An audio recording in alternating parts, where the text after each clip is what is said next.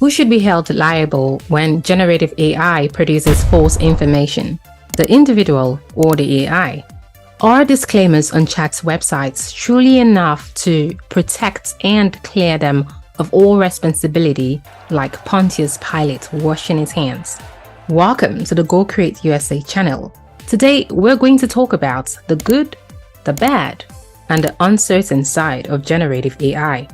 In 1935, British logician and computer pioneer Alan Turing created the first AI software, an abstract computing machine consisting of a limitless memory and a scanner that moves back and forth through the memory, symbol by symbol, reading what it finds and writing further symbols. AI has evolved since then, and now we are in the period of generative AI like ChatGPT, Bard, DALL 2, and even AutoGPT, giving us a first glimpse of artificial general intelligence, a machine that has human-like cognitive abilities.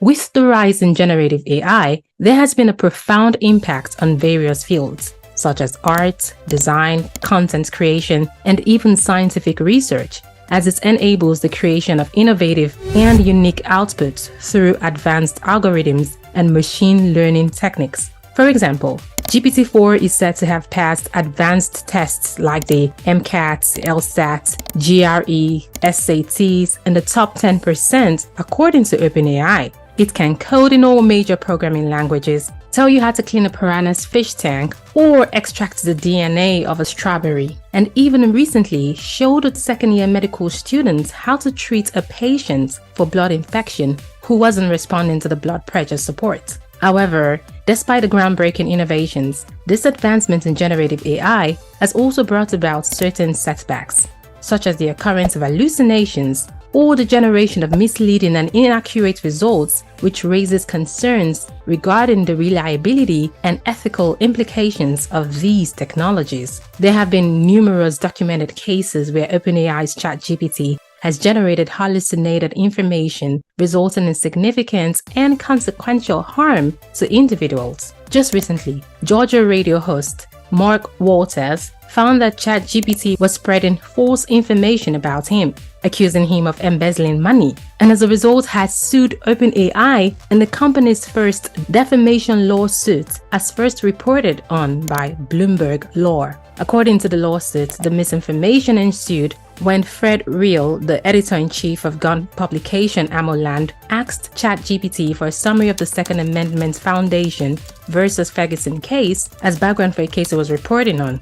ChatGPT provided Reel with a summary of the case, which stated that Alan Gottlieb, the Second Amendment Foundation's founder, accused Walters of defrauding and embezzling funds from the SAF. There's also the case of the Manhattan lawyer Stephen A. Schwartz, who used ChatGPT for legal research in a personal injury lawsuit, and it's generated fake case studies. This obviously backfired, and the lawyer and his associates were fined $5,000 for submitting fake citations in a court filing. Firstly, we need a headline stating that ChatGPT shouldn't be used to research any law-related content. It's clearly not very good at that. However, there have also been other instances of ChatGPT's hallucinations that weren't related to legal matters. For example, a Texas A&M professor used the chatbot to check whether or not students' essays had been written with the help of AI. Ever obliging, ChatGPT said yes, all the students' essays were AI generated, even though it had no reliable capability to make this assessment. The professor threatened to flunk the class and withhold their diplomas until his error was pointed out. ChatGPT isn't the only culprit here. When Microsoft's Bing was asked if Google's Bard had been shut down, it responded yes, and even cited as evidence a news article that discussed a tweet in which a user asked Bard when it would be shut down, and Bard responded it already had.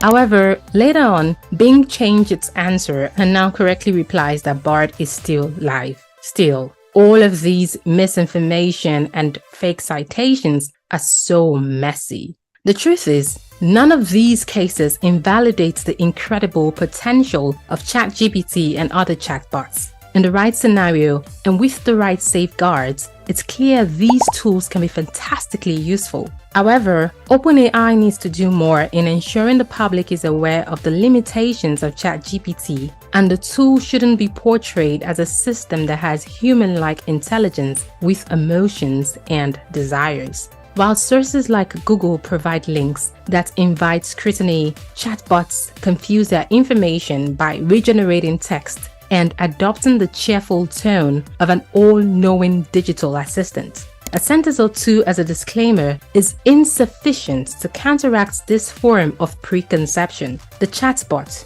should be able to respond, "I'm sorry, I'm not capable of making that judgment," when asked to generate factual citations. Even though ChatGPT can browse the internet, but that's if you're paying for the Plus version and using the beta plugins, its self-contained nature makes it more likely to mislead.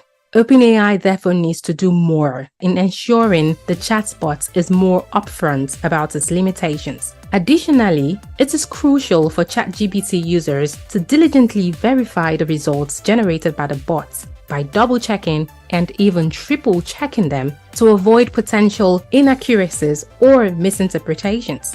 Thanks for watching. Please like, subscribe, and turn on your notifications to be alerted when we share new content. Click the description to watch our video on the ideal user versus the real user.